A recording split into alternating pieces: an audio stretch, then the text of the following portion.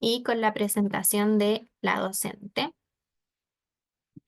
quien en este caso es Valentina Marambio, quien es terapeuta ocupacional de la Universidad Andrés Bello, es diplomada en Mindfulness y Bienestar y en Intervención Clínica en Autismo.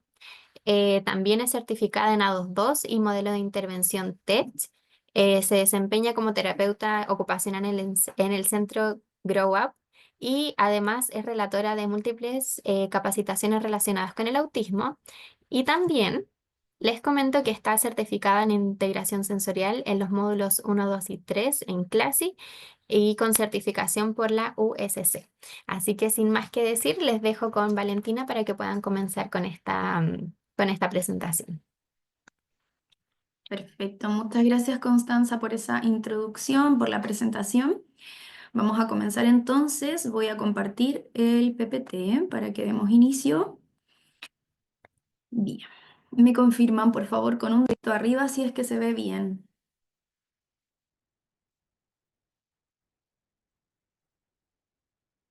¿Sí? Perfecto, muchas gracias. Ya, entonces vamos a comenzar hoy, ¿cierto? Hablando sobre procesamiento sensorial y su relación con el aprendizaje y las emociones en infancias autistas, ¿ya? Entonces, para comenzar, es importante revisar, ¿cierto?, esta ruta de aprendizaje. En primer lugar, vamos a hablar un poco sobre la conceptualización más actual del autismo, haciendo una mirada rápida ya de cómo ha ido cambiando a lo largo de la historia también la forma en la que se visibiliza bajo los manuales diagnósticos del DSM-5 principalmente. Luego vamos a pasar un poquito hacia la teoría de integración sensorial, dando una introducción respecto a esto. Sabemos que es un tema que da, ¿cierto?, para profundizar muchísimo. Entonces lo que vemos hoy es una pincelada más que nada, de lo cual vamos a profundizar en el curso de especialización. Luego vamos a ver sobre la neurobiología y los desórdenes del procesamiento sensorial en la teoría de integración sensorial. Vamos a hablar también de la IS y su relación con la regulación y con el desarrollo emocional. También la relación de la integración sensorial con el aprendizaje, ¿ya? ¿Cuál es esta relación simbiótica que existe entre ambos factores y por qué es tan importante considerarlo también, por ejemplo, para cuando realizamos intervenciones o evaluaciones asociadas a contexto escolar o de aprendizaje en general, ¿ya? Y finalmente vamos a hablar también sobre las generalidades en estrategias de intervención. Entonces acá vemos un poco esta línea de tiempo respecto a la conceptualización en el autismo, ¿ya? El DSM-1 en el año 52 hablaba ya sobre el autismo, pero considerándolo un poco dentro de los capítulos de trastornos psicóticos, ¿ya? Entonces se veía el autismo como un síntoma de esquizofrenia infantil netamente. Había una identidad separada de la madre, ¿cierto? Que era propiamente característico del autismo y su comprensión dentro de estos trastornos psicóticos. Y también se hablaba de una inmadurez y alteraciones del desarrollo asociadas, ¿ya? Luego en el DSM-2, en el 68, se incluía aún dentro de los capítulos de psicosis, pero se hablaba de una psicosis no física, ¿ya? En donde el autismo seguía siendo un síntoma de esquizofrenia infantil y que podía provocar, entre comillas, como se hablaba en esa época, cierto retraso mental, ¿ya? Luego, en la versión 3, en el año 1980, se habló ahora, ¿cierto?, del autismo dentro de un trastorno profundo del desarrollo, ¿ya? En donde el autismo pasa a ser una categoría diagnóstica como tal. Aquí sí tenemos este hito importante en donde se hace esta separación, ¿ya? Deja de ser un síntoma, digamos, entre comillas, de otra condición de base, sino que acá lo vemos como algo más separado, ¿ya? Una categoría como tal de diagnóstico en la infancia y de trastornos del neurodesarrollo también, perdón, del desarrollo, ¿ya? Y se dividía en tres puntos principales. En primer lugar, autismo infantil, ¿ya? Que se podía dar antes de los 30 meses, ahí es donde hablábamos de esto. Luego, los trastornos generalizados del desarrollo y en tercer lugar, trastornos generalizados del desarrollo atípico, en donde esto se venía a dar posterior a los 30 meses de edad, ¿ya? Luego tenemos la versión del DSM-3 revisado, ya que esto surgió en el año 87. Y acá hablábamos del capítulo de los trastornos generalizados del desarrollo. Acá se incluía la clasificación del autismo. Y se hablaba de que era un trastorno con síntomas que perduran en el ciclo vital y sus subtipos eran trastorno autista y trastornos generalizados del desarrollo no especificado. Entonces, si se fijan, hubo muchos cambios a lo largo de la historia, ¿ya? En la versión del DSM-4 y el revisado, que fue en el año 94 y en el 2000, seguía estando dentro de los capítulos de trastornos generalizados del desarrollo, ¿ya? Acá teníamos subdivisiones varias, que este es uno de los más conocidos, ¿ya? Que de hecho, lamentablemente hasta la actualidad aún se habla mucho de estas subdivisiones del autismo, ¿ya? Nos quedamos un poquito pegados en esta etapa del DSM. Y las subdivisiones principales era, en primer lugar, autismo, trastorno de Asperger, síndrome de Rett, trastorno desintegrativo integral, ¿cierto? Y trastorno generalizado del desarrollo no especificado. Entonces, dentro de estas clasificaciones, generalmente las que más nos quedaron un poco dentro del análisis, ¿cierto? Que podemos hacer del autismo es el síndrome de Asperger, ¿ya? O trastorno de Asperger.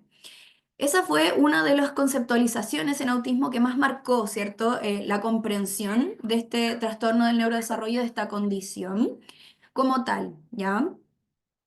Y en la última versión, ¿cierto? Del DSM-5, perdona, que hay un error tipográfico, del DSM-5 en el año 2013, ya comenzó a hablarse, ¿cierto?, de los trastornos del neurodesarrollo. Y acá en este capítulo del DSM es donde se incluye, ¿cierto?, el autismo.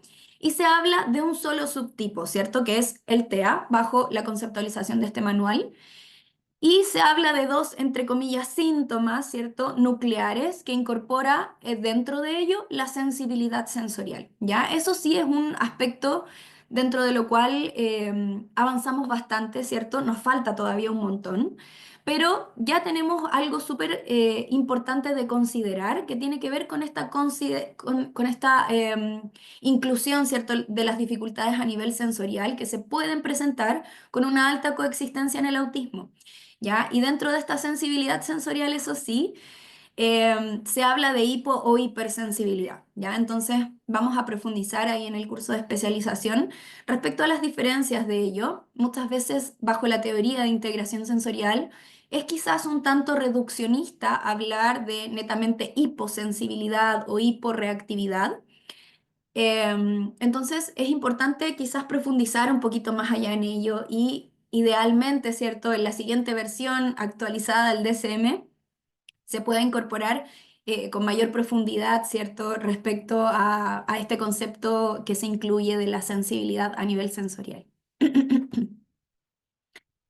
Bien, entonces acá vemos los criterios diagnósticos que establece el DSM-5, ya para el diagnóstico de autismo.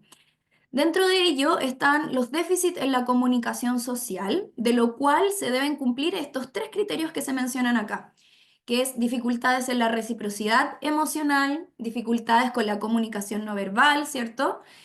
Y desafíos en la habilidad para formar y mantener relaciones sociales, entre comillas, adecuadas, ¿ya? Y por el otro lado tenemos los intereses restringidos o comportamientos repetitivos. Dentro de estos criterios, que son cuatro, se debe cumplir con al menos dos para poder establecer un diagnóstico, ¿ya?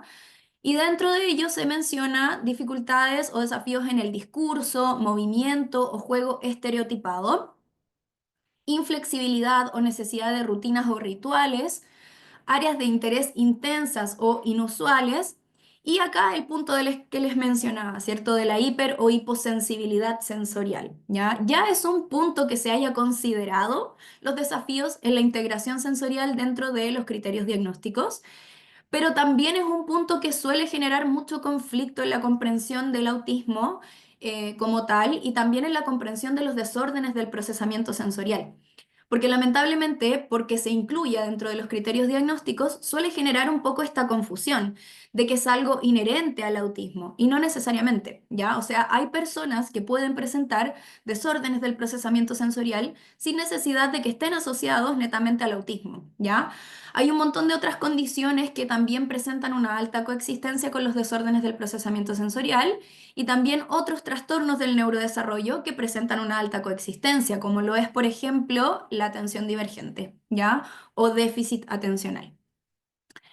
Entonces acá, como les mencionaba, ¿cierto? Se incorpora dentro de sus criterios los DPS o desórdenes del procesamiento sensorial, a partir también de el importante impacto que esto genera en la calidad de vida, ¿cierto? Y la alta coexistencia que genera también en el autismo. Además, los desórdenes del procesamiento sensorial es uno de los criterios que más tempranamente se detecta en el autismo, ¿ya? Hay diversos estudios que se han realizado en los últimos años que han indicado que incluso la hiperreactividad a nivel sensorial oral, es decir, una sensación mucho más aumentada en cuanto a la selectividad alimentaria, por ejemplo, es uno de los signos más tempranos de detección en el autismo, ¿ya? Nuestros desafíos pendientes como reflexión personal, les dejo acá, ¿cierto? Tiene que ver con ojalá poder ir incorporando progresivamente un enfoque mucho más de derecho, ¿ya? Con una mirada neuroafirmativa y no patologizante, desde la valoración de la diversidad en el autismo y dentro de la consideración de sus criterios también, ¿no?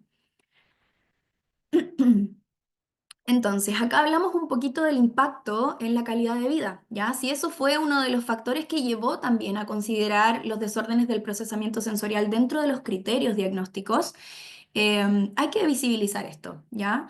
Entonces, un estudio realizado por González en el 2021, ¿ya? Y Hosseini en 2023 mostraron que niñas con desórdenes del procesamiento sensorial presentan más dificultades para desempeñar, por ejemplo, algunas actividades de la vida diaria de higiene, ¿ya? Como lo es alimentación, como lo es vestuario, que tiene que ver, ¿cierto?, con estas dificultades para tolerar ciertas telas, para tolerar también ciertas sensaciones o texturas a través de los alimentos, tolerar también la combinación de los diferentes alimentos, el estímulo visual que genera la presentación del alimento también, ¿cierto? Con la capacidad de planificación que tengo para poder organizar mi cuerpo y poner la ropa correctamente, ¿ya? Entonces, un montón de desafíos. Por otro lado, hay un estudio realizado en 2021 y otro en 2023 que destacaron el papel del procesamiento sensorial en los trastornos del sueño. ¿Ya? Y acá tenemos un punto súper relevante, porque destaca esta asociación que puede existir, ¿cierto?, entre los DPS y el impacto en actividades súper significativas de nuestra vida diaria, como lo es el sueño. O sea, es la base de la regulación de nuestro nivel de alerta, el poder enfrentar al otro día, ¿cierto?, un día desafiante, en donde necesito concentrarme, ¿cierto?, en donde necesito exponerme quizás a ambientes sobrecargados sensorialmente. Y si no tuve un sueño reparador, obviamente va a ser el triple de desafiante. Y acá se destaca también la defensividad táctil como un factor de riesgo para el insomnio. ¿Ya? Entonces estos son estudios que nos traen información súper importante respecto a esto. Otros estudios realizados en el año 2022-2019 observaron que las dificultades sensoriales influían negativamente también en la participación social, por ejemplo, ¿ya? Generando conductas evitativas o de aislamiento y disminuyendo las oportunidades de desempeño y participación en ocupaciones. Estos estudios ambos indicaban, por ejemplo, que estos perfiles sensoriales más de hiperrespuesta o hiperreactivos, ya en donde les dificulta, por ejemplo, modular la intensidad de los estímulos ambientales, obviamente se ven más impactados en su participación social. ¿Por qué? Porque los ambientes sociales más sobrecargados, en donde hay mucha gente, ¿cierto? Obviamente representan también un desafío a nivel sensorial. Hay muchas personas conversando a la vez, hay muchas personas que quizás están más cerca de mí, invadiendo mi espacio personal. Y si yo, por ejemplo, tengo una hiperreactividad táctil, obviamente me voy a sentir súper invadido, ¿cierto? Mi nivel de alerta se va un poco a las nubes, voy a estar más ahí hiperreactivo, ¿cierto? Entonces, obviamente impacta en esta capacidad de interacción y en la tolerancia que voy a tener para poder participar de instancias sociales, ¿ya? Bien, por otro lado, se indica dentro de estudios también, dentro de estos estudios, perdón, que los DPS con mayor prevalencia en el autismo, por ejemplo, es la hiperrespuesta auditiva y la sensorial oral. Ya les había adelantado un poco, ¿cierto?, que la hiperreactividad a nivel oral o la selectividad alimentaria como tal, ¿cierto? Son un criterio de indicio temprano en el autismo, ¿ya? Entonces, la parte de hiperreactividad auditiva también es una de las situaciones más comunes que se pueden identificar dentro de los DPS en el autismo. Por otro lado, la hiperrespuesta conlleva alteraciones en el sueño, ¿cierto? En la alimentación, en la conducta. Vamos a ver un poquito más adelante por qué en la conducta. En el temperamento, en nuestro nivel de alerta aumentado y en la ansiedad generalizada frente al desarrollo de actividades diarias, ¿ya?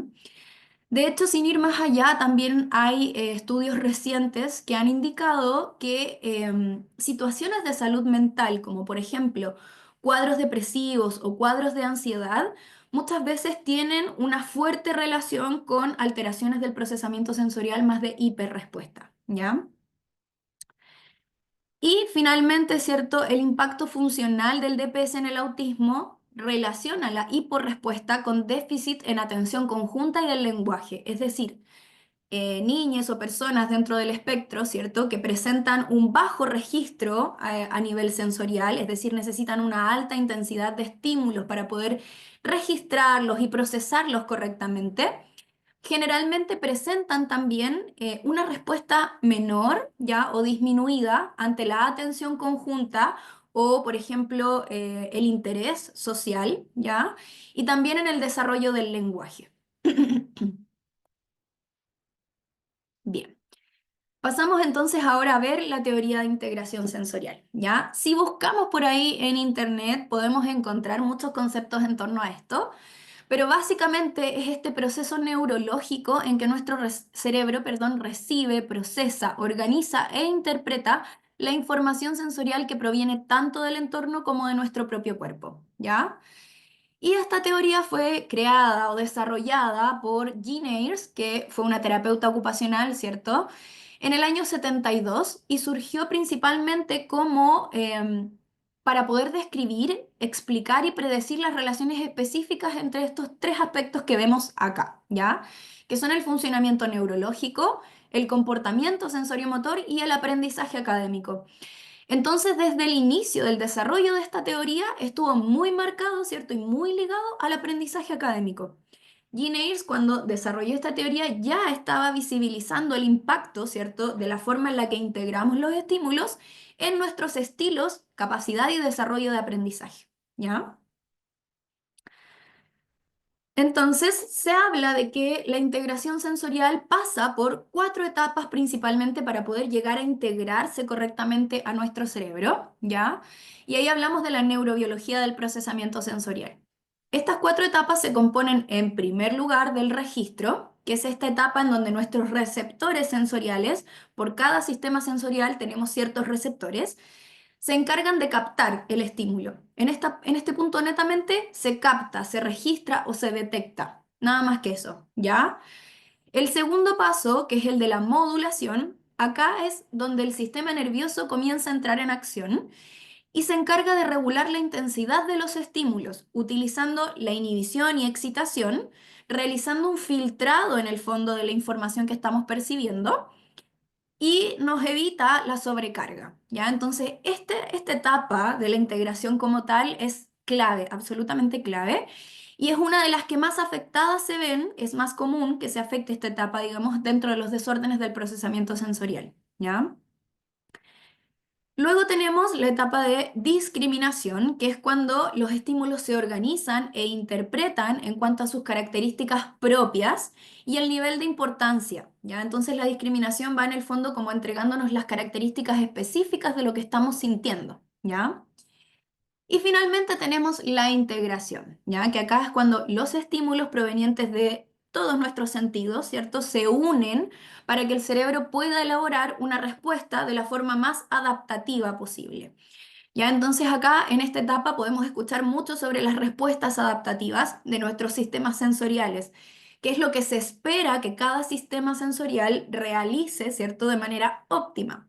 Por ejemplo, una respuesta adaptativa, ¿cierto?, de nuestro sistema táctil sería que nosotros pudiésemos entrar en contacto con diferentes texturas, ya sea húmedas, secas, semillas, diferentes telas, ¿cierto?, manteniendo nuestro nivel de alerta de manera óptima. Entonces, si por ejemplo estamos jugando afuera y nos caemos y nuestras manos se llenan de barro, y nuestra respuesta ante eso es como gritar, me desregulo absolutamente porque me desagrada en absoluto esa sensación de tener mis manos sucias, no estamos teniendo bajo esta teoría y su visión, ¿cierto?, una respuesta adaptativa, porque nuestro nivel de alerta no está modulado ante ese estímulo, ¿ya? Bien, y todas estas etapas ocurren a través de nuestros 8 sentidos, ¿ya? Están los 5 sentidos que comúnmente conocemos y que nos enseñan en el colegio, ¿verdad? Y además, bajo esta teoría se suman otros tres de suma relevancia. En primer lugar, tenemos el sistema propioceptivo, que está representado en esta imagen por una fibra muscular, ¿ya? Porque justamente sus receptores se encuentran en nuestros músculos y en nuestros ligamentos, ¿ya? Entonces el sistema propioceptivo se activa ante el estiramiento y la relajación de nuestros músculos, se activa también ante el estiramiento de los ligamentos, con el movimiento, la activación muscular y con la presión sobre nuestras articulaciones, ¿ya? Y este sistema es el encargado de darnos información respecto a nuestra conciencia y nuestro esquema corporal. Gracias a él, por ejemplo, yo puedo sentir y saber con seguridad que mis piernas están apoyadas bajo el escritorio sin necesidad de que yo las mire, ¿ya? Por otro lado, tenemos el sistema vestibular, ¿ya? Que está representado acá por una cóclea y se ubica en el oído interno, sus receptores, ¿bien? Y este sistema se encarga de procesar la información asociada al movimiento.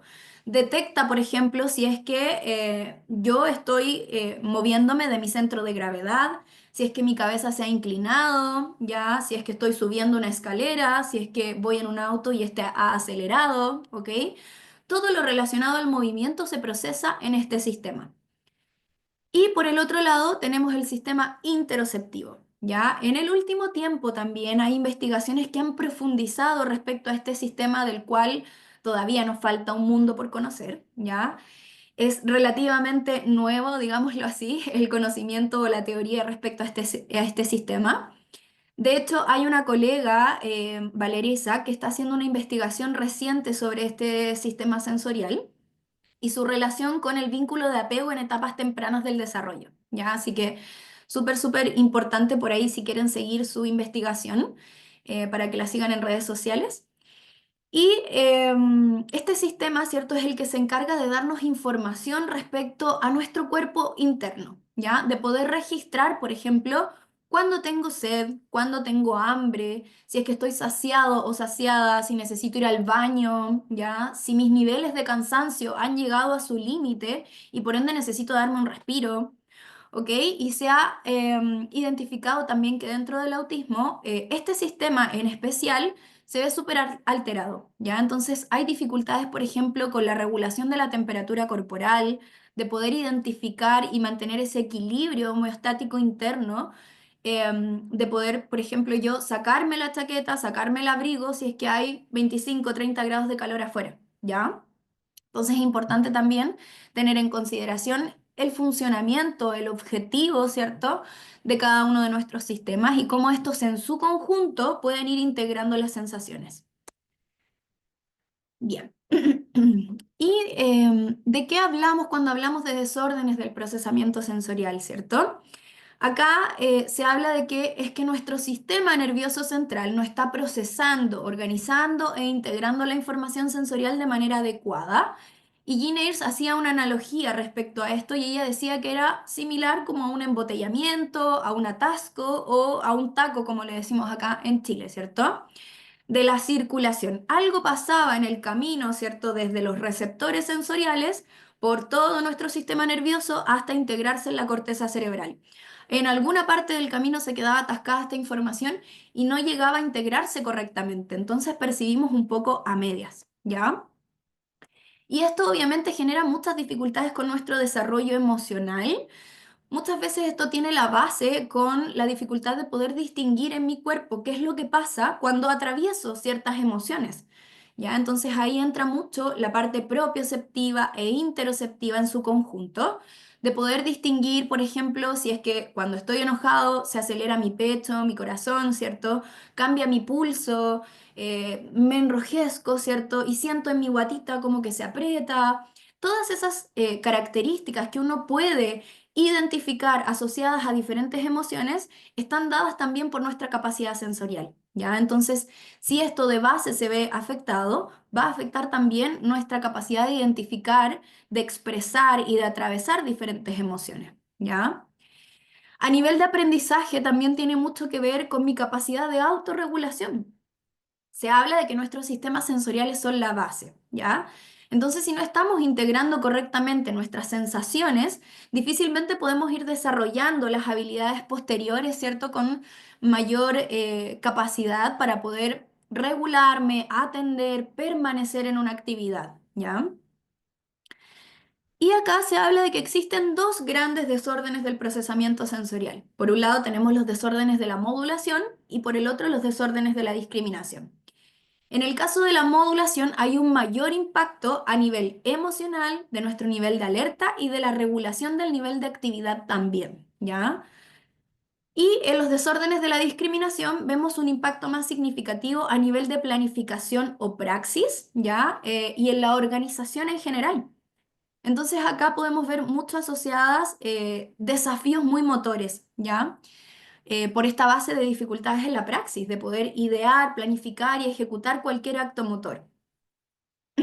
Entonces acá el desafío es que me cuesta identificar qué estoy sintiendo, dónde lo estoy sintiendo y cómo estoy sintiendo, ¿ya? El poder discriminar esas características propias del estímulo. Bien, y esta pirámide de los autores de William y Schellenberg en el año 96 nos ayuda a graficar de una manera mucho más visual y a ordenar justamente esto que les mencionaba, que nuestros sistemas sensoriales son la base, ¿ya? Entonces acá esta pirámide nos pone el sistema nervioso central de base. Posteriormente, en el nivel uno tenemos el desarrollo perceptivo motor, en donde mediante la exploración, el uso de nuestro cuerpo en etapas tempranas del desarrollo, ¿cierto? Podemos ir integrando correctamente la audición, el sistema táctil, el sistema vestibular, el sistema propioceptivo, gusto, ¿cierto? Visión, nuestra seguridad postural. Todos nuestros sentidos comienzan a desarrollarse, ¿cierto? Y una vez que tenemos consolidadas estas habilidades de desarrollo, podemos pasar al siguiente nivel, nivel 2 de desarrollo perceptivo motor, ¿ya? Y acá encontramos, por ejemplo, nuestra capacidad de planeamiento motor, nuestra coordinación e integración bilateral de ambos lados del cuerpo, nuestra seguridad postural, nuestro esquema corporal, ya esa conciencia de mi cuerpo y sus partes y en relación de este con el espacio, la maduración e integración refleja y las habilidades de discriminación sensorial también, ¿ya? Y de nuevo, una vez que hemos consolidado estas habilidades, recién ahí podemos pasar a ir desarrollando de una manera óptima el siguiente nivel, ¿ya? Que acá encontramos la coordinación óculo-manual o coordinación ojo-mano, el control motor ocular, los ajustes posturales, las funciones de atención-concentración, la percepción visoespacial y habilidades auditivas y del lenguaje, ¿ya? De hecho, esta pirámide también nos habla de esta relación que existe de la base sensorial con el desarrollo del lenguaje, ¿ya? Por eso, entre terapeutas ocupacionales y fonoaudiólogos tenemos ahí un trabajo súper colaborativo, ¿ya? Porque muchas veces si de base tenemos alteraciones del procesamiento sensorial, pueden estar también impactando en el desarrollo y la calidad del lenguaje. Y finalmente tenemos el nivel 4 de intelecto y cognición, que aquí recién, ¿cierto? Podemos ir hablando de un nivel de independencia o autonomía en actividades de la vida diaria. Autorregulación de mi conducta, que aquí entran en juego las funciones ejecutivas, ¿cierto? Nuestro desempeño del lóbulo más frontal a nivel cerebral que se encarga de poder inhibir, ¿cierto? De poder controlar mi conducta, de poder pensar antes de actuar, de poder racionar, ¿ya? Y finalmente en la cúspide de la pirámide tenemos el aprendizaje académico. Entonces, si se fijan, ¿cierto? No podemos acceder a un aprendizaje académico si de base no percibo bien mi cuerpo. ¿ya? Si no tengo una conciencia óptima de el cuerpo, ¿cierto?, en movimiento en el espacio, si no integro correctamente los sonidos, mi sistema vestibular o táctil, ¿ya? Entonces, por eso me gusta tanto esta pirámide, porque nos ayuda a integrar visualmente la importancia de los sistemas sensoriales en el desarrollo y aprendizaje académico. Bien, entonces acá hablamos un poquito sobre los estímulos y su efecto en el sistema nervioso autónomo, ¿ya? El sistema nervioso autónomo es el que se encarga de regular nuestros niveles de alerta y de poder prepararnos para atender, para conectar, para poder permanecer en diferentes actividades porque estamos regulados, ¿ya? Entonces, ¿qué pasa? ¿Cuál es la relación con estos estímulos? Por ejemplo, estamos sentados en nuestro sillón viendo nuestra serie favorita, relajados, ¿cierto? Con un tecito, ultra relajados. Y de pronto se enciende una alarma al lado de nuestro oído, ¿ya? Como esta que vemos acá. Obviamente, nuestro nivel de alerta se dispara hacia las nubes, quedamos ahí, ¿cierto? Hiper alerta, hiper reactivos, se acelera nuestro corazón. ¿Ya? Lo mismo pasa, por ejemplo, si estamos en el mismo escenario y vemos una arañita, ¿cierto?, caminando en nuestra mano. Bueno, puede ser así o puede que no, ¿cierto? Pero si somos aracnofóbicos, definitivamente sí.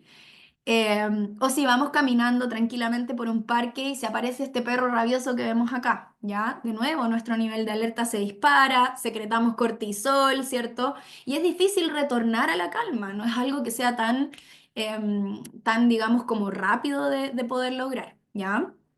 Ahora, esta misma situación puede ocurrir con otros estímulos que para algunas personas pueden ser inocuos, pero si somos personas que tenemos desórdenes del procesamiento sensorial, nos van a afectar igual que si encendieran esta alarma al lado de nuestro oído, ¿ya? Como puede ser, por ejemplo, un plato de comida regular, no necesariamente este que vemos acá de los caracoles, ¿cierto?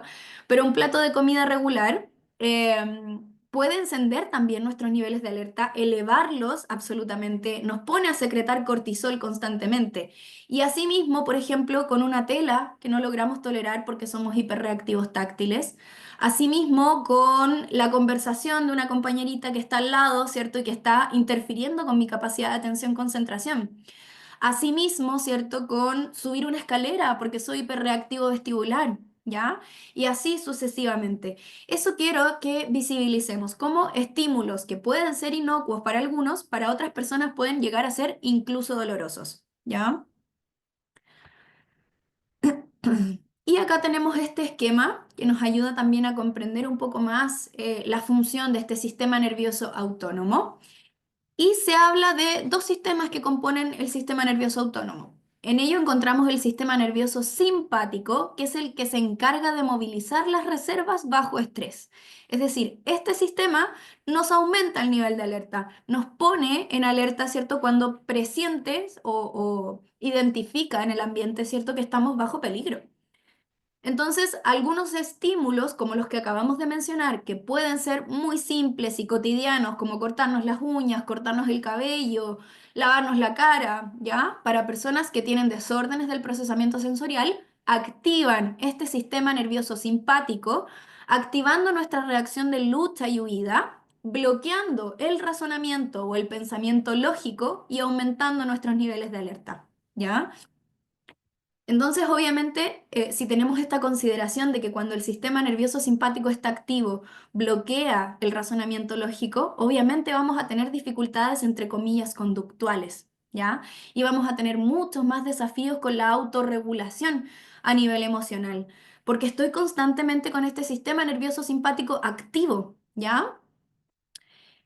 Y la integración sensorial trabaja a la par, acompañando, ¿cierto? Y poniendo el hombro ahí al trabajo del sistema nervioso simpático, perdón, parasimpático que vemos acá, que es el que se encarga de mantener la homeostasis corporal, de resolver, de retornarnos a la calma, de regular, disminuir nuestros niveles de alerta, ¿ya? Entonces, los estímulos sensoriales reguladores que aplicamos, a los cuales nos exponemos mediante el juego, que es principalmente lo propioceptivo, la presión profunda y los estímulos vestibulares lineales, constantes y rítmicos, nos ayudan con el trabajo del sistema nervioso parasimpático, de bajar, ¿ya? Bien, entonces vemos acá esta relación, ¿cierto?, entre lo que les acabo de explicar. tenemos un estímulo que va ahí a generar sus efectos en el sistema nervioso autónomo, en las emociones y en la conducta, a la larga también en nuestra capacidad de aprendizaje. Porque si estoy en modo sobrevivencia, lucha y huida del sistema nervioso simpático, difícilmente voy a poder sentarme en una silla, ¿cierto?, a atender lo que está diciendo quizás un docente frente a la sala, ¿ya? Bien, entonces acá cada sistema sensorial influye en la activación del sistema nervioso autónomo. Las emociones no siempre se expresan verbalmente. Estas son consideraciones que debemos tener en cuenta, ¿cierto? Especialmente si hay diferencias en el desarrollo comunicativo. Se manifiestan a través del cuerpo y del comportamiento. Aprender solo es posible cuando el sistema nervioso se siente a salvo, ¿ya? Y acá les dejo este esquema de las 4A, ¿cierto? Que habla de que tenemos un estímulo que aumenta nuestro nivel de alerta, ¿cierto? Pone también ahí activo nuestro afecto o regulación emocional, ¿cierto? Y que va a impactar también en la autorregulación y en el aprendizaje. Por eso se habla de las 4A, ¿ya? Entonces sería acá alerta, afecto, autorregulación, aprendizaje, ¿ya? Entonces... Hay que partir de la base, mirar cómo está nuestro nivel de alerta, cómo está actuando nuestro sistema nervioso autónomo. Bien, vamos a ver acá un pequeño video también que nos hace comprender un poquito más allá este efecto de los estímulos que venimos hablando, ¿ya?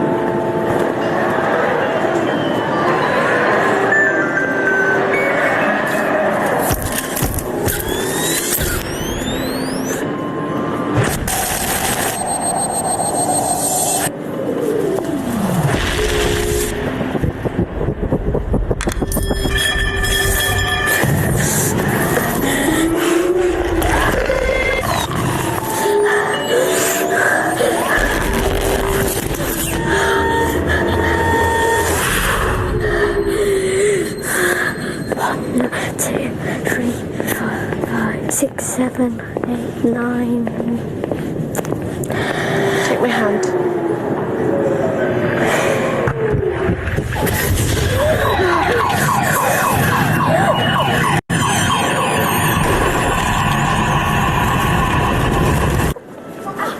No, Alex.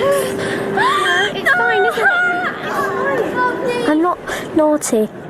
I'm autistic. And I just get too much information. Bien. Entonces hay esto que les mencionaba justamente de la percepción de los estímulos.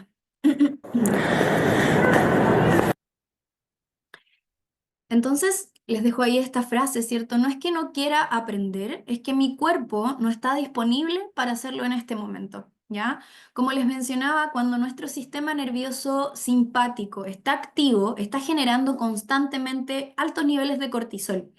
Se bloquea nuestra función lógica, entonces evidentemente no estamos disponibles para consolidar nuevos aprendizajes significativos porque estamos concentrados en este modo de sobrevivencia, ¿ya? Entonces, cuando el entorno no se ajusta, hay ruidos de fondo, hay luces brillantes, hay múltiples estímulos visuales que procesar, asientos inadecuados quizás, tareas demasiado largas, sin pausas de movimiento activo. El impacto posible que puede ocurrir ante estos escenarios es la fatiga sensorial y la sobreestimulación sin duda. Baja atención que conlleva eso también, ¿ya? Miedo o ansiedad anticipatoria y bloqueo, ¿ya? Evitación o desconexión del entorno en absoluto.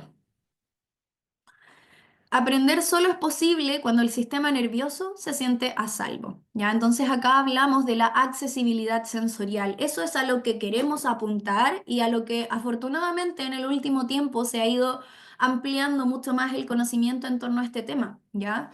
Acá vemos aulas que reconocen y respetan la diversidad sensorial con zonas de movimiento, con pausas activas, con flexibilidad en torno a la intensidad de luces, por ejemplo, a los sonidos, que permite el uso de elementos de apoyo también dentro de una sala de clases o también dentro de nuestros lugares de trabajo, ¿ya? Si los llevamos a diferentes etapas de nuestro ciclo vital. como lo es el uso de canceladores, de lentes fotocromáticos que nos ayuden a disminuir la intensidad de los estímulos en los diferentes ambientes, el uso de fidget toys o juguetes sensoriales que aporten en esa autorregulación activa y los resultados que esto nos va a traer, ¿cierto? Es un mayor nivel de participación en absoluto.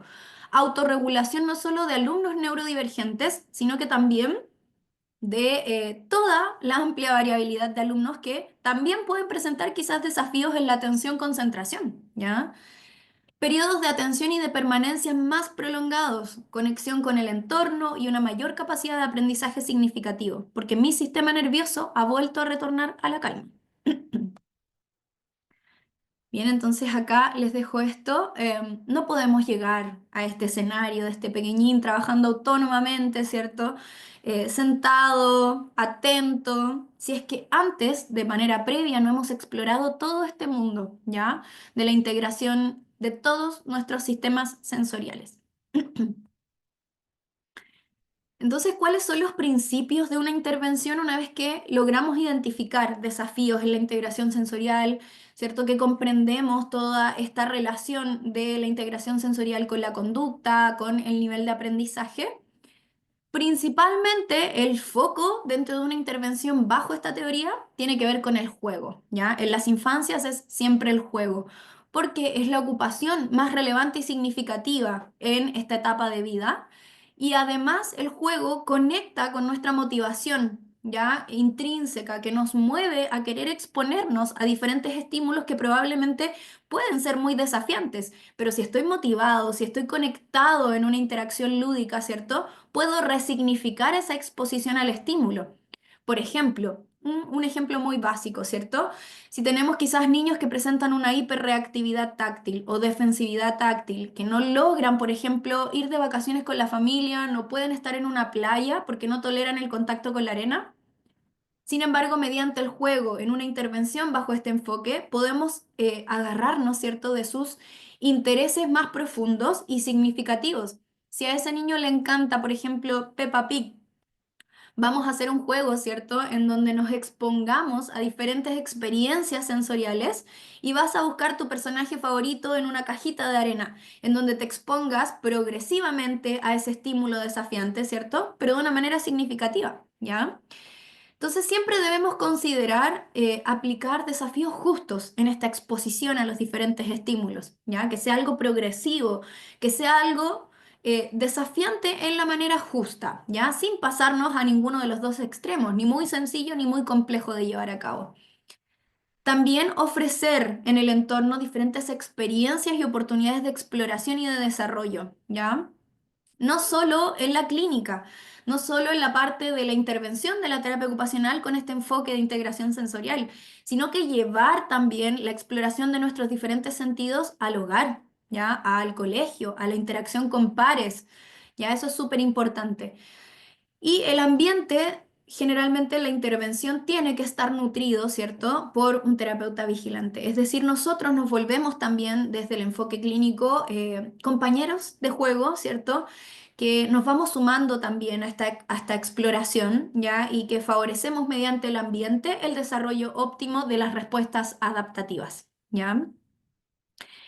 Y se habla también de una triada de estímulos reguladores en la teoría de integración sensorial, que es lo que les mencionaba adelante, ¿ya? La propiocepción, la activación muscular, es decir, juegos en donde yo deba moverme, ¿cierto? Activar mi musculatura, hacer fuerza, levantar peso, empujar objetos de peso que activen este sistema propioceptivo está activando también nuestro sistema nervioso parasimpático, ¿ya? O sea, nos está ayudando a regularnos, a modular nuestro nivel de alerta y por ende a tolerar, ¿ya? En mayor medida otros estímulos que sean desorganizadores. También la presión profunda surge el mismo efecto, ¿ya? Es un regulador de nuestro sistema nervioso. Masajitos con presión, ¿cierto? También la vibración es muy reguladora, activa nuestro sistema propioceptivo. Y los estímulos vestibulares lineales, constantes y rítmicos nos ayudan también a organizar las sensaciones a nivel cerebral. Obviamente se sabe que estos de por sí son estímulos reguladores, ¿ya? Pero no es una receta de intervención, sino que deben modificarse su intensidad, su frecuencia, su modalidad de presentación, la hora y el momento del día en que nos vamos a exponer a esos diferentes estímulos, dependiendo de las necesidades individuales de cada niño, de cada persona con la cual vamos a trabajar, ¿ya? Entonces, la base acá es poder realizar una buena evaluación, determinando su perfil sensorial, ¿ya? Una evaluación que nos permita un razonamiento profundo y que nos permita establecer objetivos centrales de intervención que sean claros, ¿ya? Bien. Entonces, obviamente en esta intervención uno a uno, en donde implicamos todos estos puntos que vimos anteriormente, ¿cierto? También tienen que ir acompañados de una adaptación de los ambientes y de uso de elementos de regulación, ¿ya? Entonces es el pack completo de intervención. No solo nos podemos quedar, como les decía, con esta intervención en la clínica, ¿cierto? O en la sesión de terapia ocupacional que tenemos una o dos veces a la semana. Nos quedamos absolutamente cortos. Esto tiene que trasladarse, ¿cierto?, a nuestro diario vivir. Entonces, las familias también, docentes, tienen que mantener una comunicación constante con los diferentes profesionales que trabajen con las infancias, ¿cierto? Para poder adquirir este aprendizaje y estas herramientas de regulación. Los entornos que favorezcan la atención sostenida, el aprendizaje significativo, reconociendo la diversidad de estilos y ritmos de aprendizaje, no solo en el ámbito escolar, como les decía, ¿cierto? Y algunas de las consideraciones para la adaptación de ambientes es disminuir la intensidad de los estímulos auditivos, como esta imagen que vemos acá. Eso lo encontré genial. Poniendo pelotitas en las patas de la silla, de la mesa, para inhibir y disminuir un poco el ruido de cuando se mueven los implementos en la sala. También el uso de canceladores de ruido, que es lo más común. Están estos canceladores grandes, que son los más regulares también, pero últimamente han ido saliendo una amplia variabilidad de canceladores de ruido, cada vez más chiquitos, ¿cierto? Más cómodos, menos invasivos y también muy variables en cuanto a los decibeles que cancelan auditivamente. ¿Ya? Entonces incluso podemos encontrar algunos canceladores que cancelan parcialmente el ruido ambiental, por ende nos permiten poder seguir sosteniendo una conversación con otra persona mientras disminuye el estímulo del ambiente, ¿ya? Entonces es muy bueno. Tenemos ahí un factor súper positivo, ¿cierto?, en el desarrollo que ha habido también en el uso de estos elementos de regulación externa. Ofrecer estímulos organizadores en el ambiente también es clave, ¿ya? Por ejemplo, existen estas banditas de resistencia que se pueden poner en las patas de la silla en un contexto más escolar, en donde el poder apoyar mis pies en ello y que ofrezca resistencia me está ayudando a activar el cuádriceps, ya que es uno de nuestros músculos más grandes y su activación activa el sistema propioceptivo y nos regula, nos ayuda a estar más en calma. También el uso de cojines propioceptivos, tanto en nuestros pies como en la base de nuestra silla, nos mantiene constantemente, ¿cierto? Nos obliga a estar realizando ajustes posturales y eso también nos mantiene con un nivel de alerta más óptimo para estar más conectados y atentos. El uso de columpios de Lycra Dupont, como este que vemos acá abajo de este pequeñín, ¿cierto?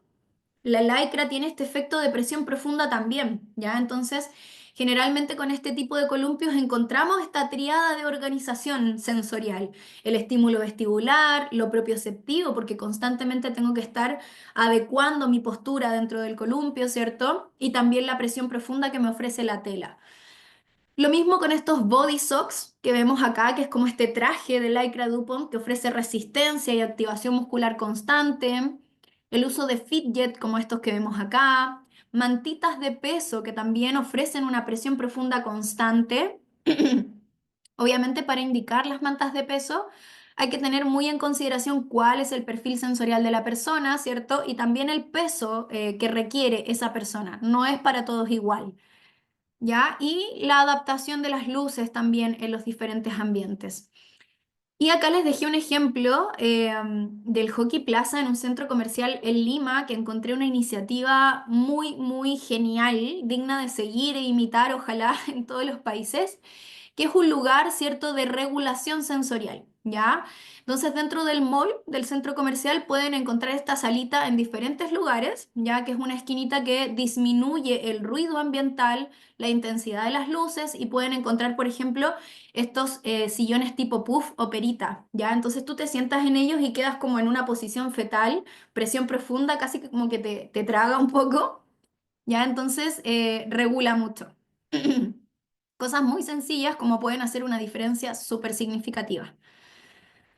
Bien, damos entonces por finalizada la jornada del día de hoy. Espero que haya sido absolutamente provechosa. Pasamos a la instancia de preguntas. Constanza, si me puedes ayudar a modelar ahí.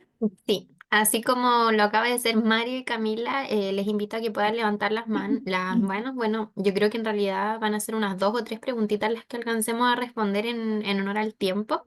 Ujú. Así que comencemos. Ya, súper.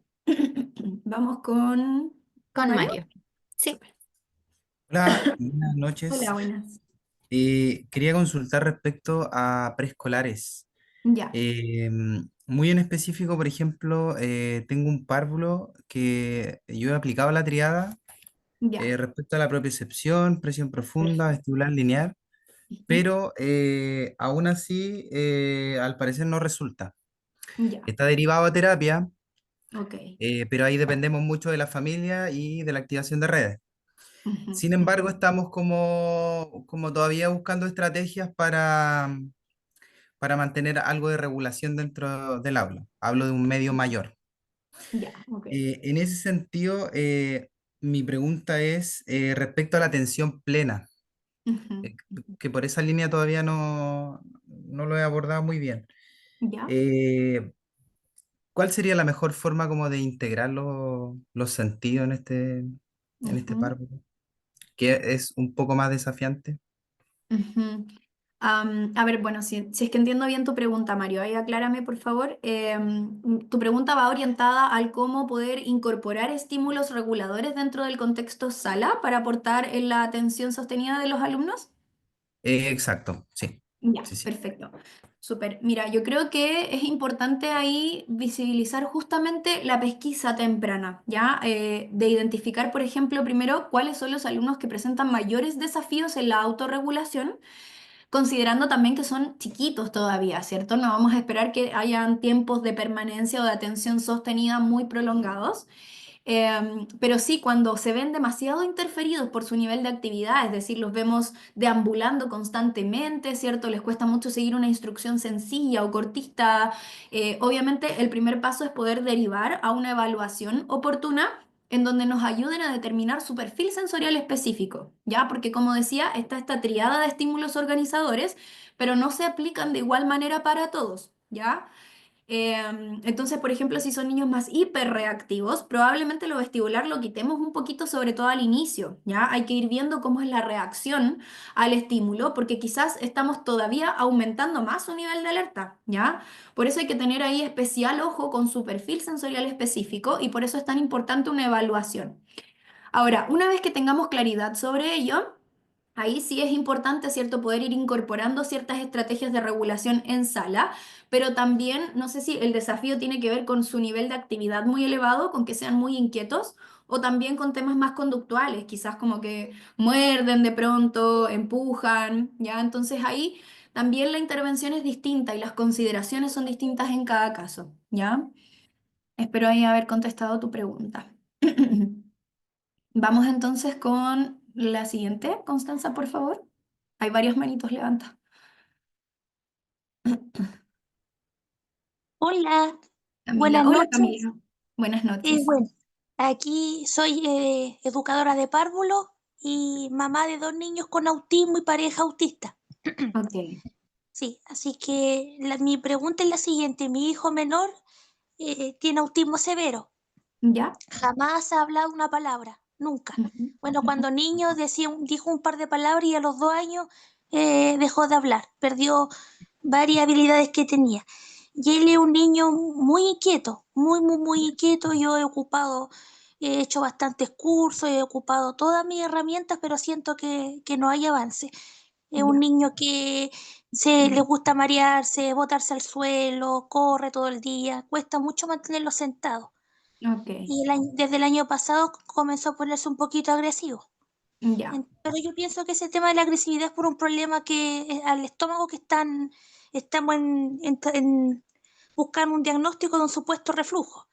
Pero ok, mi pregunta es si él algún día, que es como el miedo que yo tengo, ya, se va a calmar un poco con ese tema de los movimientos, de los saltos, de que escala los muebles, o va a ujú, ser de por vida así, o ya. hay una esperanza de que eso con las terapias se regule, porque los terapeutas me han dicho que lamentablemente él tiene como en el problema sensorial vestibular muy afectado, entonces va a costar bastante trabajo y en el sistema público las terapias son lejanas, no Mm. tienen los implementos, entonces igual es un tema igual económico para mí complejo todo.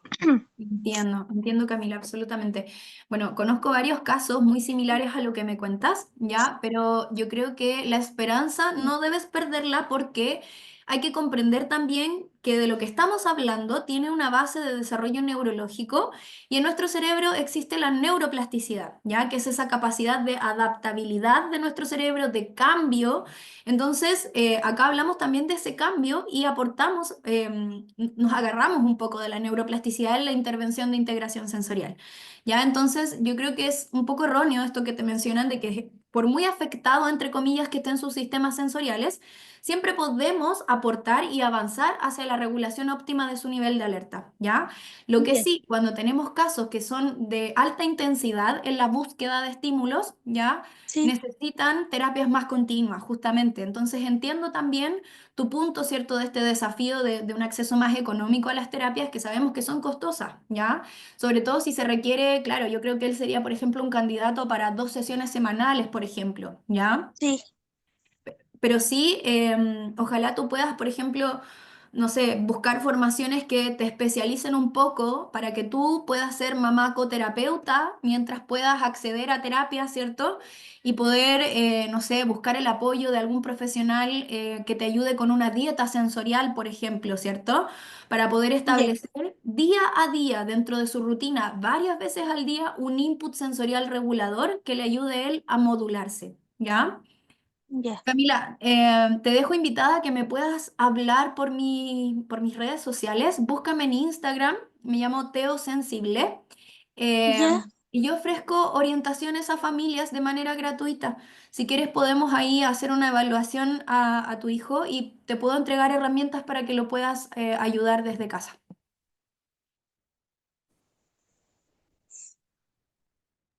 Valentina, no sé si te parece que hagamos una última preguntita, como teniendo en Claro, cuenta la cantidad de manos que hay arriba, pero se nos acabó sí, el tiempo. ¿Te parece si sí, hacemos la última? sí, adelante, dale Ya, nomás. vamos con Caterina. Ya. Hola, buenas noches. Hola, Caterina, buenas noches. Bueno, yo tengo, o sea, como una consulta, ¿cómo puede ser? Porque yo soy, ahora estoy de practicante en un colegio, porque yo ¿Ya? estoy estudiando técnico en educación especial. Ok. Y a mí me tocó estar en un kinder, los ¿Mm? niños que tienen entre 5 y 6 años. Y hay tres estudiantes que son dos niños con autismo que no son hablantes y uno que es hablante. Y ¿Ya? bueno, los dos niños que no son hablantes, ellos no tienen problema como desde regularse, si los niños juegan, si hay ruido dentro de la sala.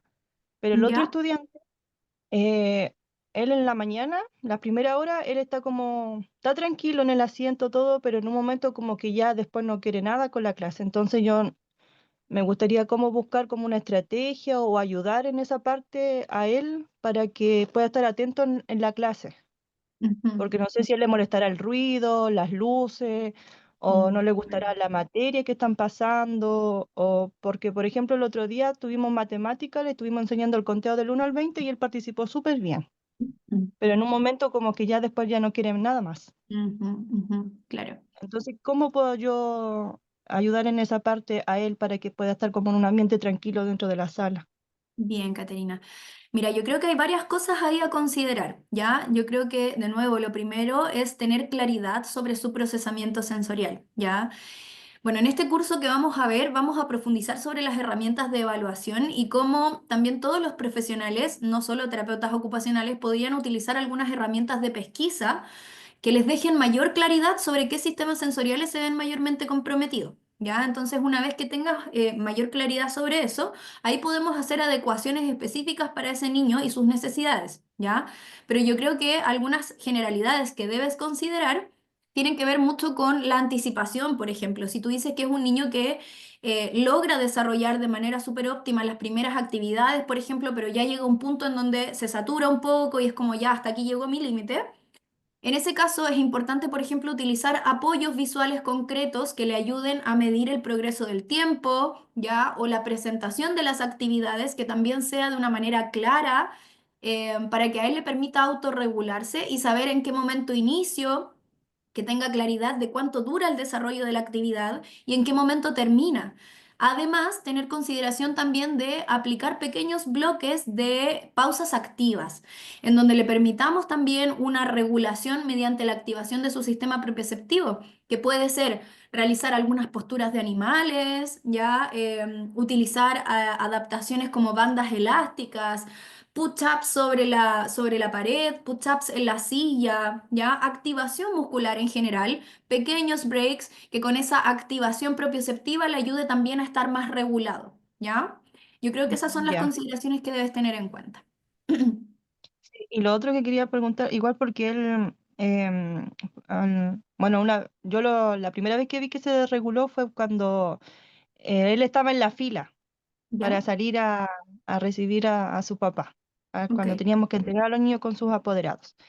Y se le olvidó la mochila. Entonces, el momento él fue a buscar su mochila y se olvidó en qué parte de la fila iba y ahí ya. se, se desreguló. En ese Ujú. caso, o sea, qué se puede hacer ahí? Ya, es que O, es complejo como o también, Ujú. igual en el recreo, igual juega con los niños y los niños como corren para todos lados, igual los niñitos como que lo pasan a empujar, pero no es a Ujú. propósito y él queda como que todo el rato después en su cabecita de que que lo empujaron.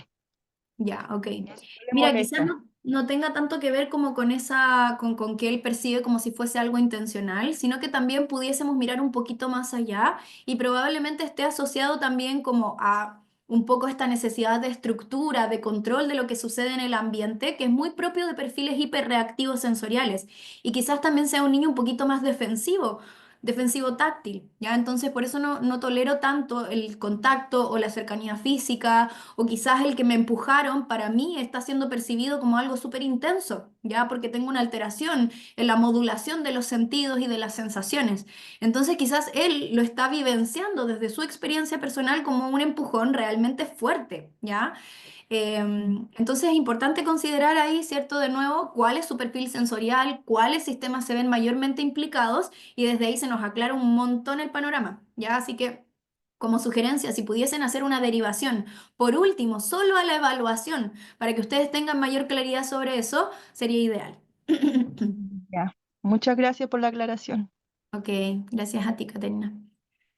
Bien, estamos entonces por hoy, si no me equivoco, Constanza. Sí, estaba silenciada. Muchas gracias, Valentina, por toda esta explicación. Realmente eran casi puras felicitaciones el chat. Así que dejarlos nuevamente a todos invitados a que puedan revisar el QR, que puedan ingresar y registrarse y ya con esto terminamos por el día de hoy. No sé si es que tú tienes algunas palabras más para decir. No, no, por ahora estamos. Ojalá que puedan ahí acceder al curso. Ya espero poder verles a la mayoría. De verdad que va a estar muy bueno, muy completo. Y eso, muchas gracias por su participación el día de hoy. Espero que sea de gran utilidad lo que vimos.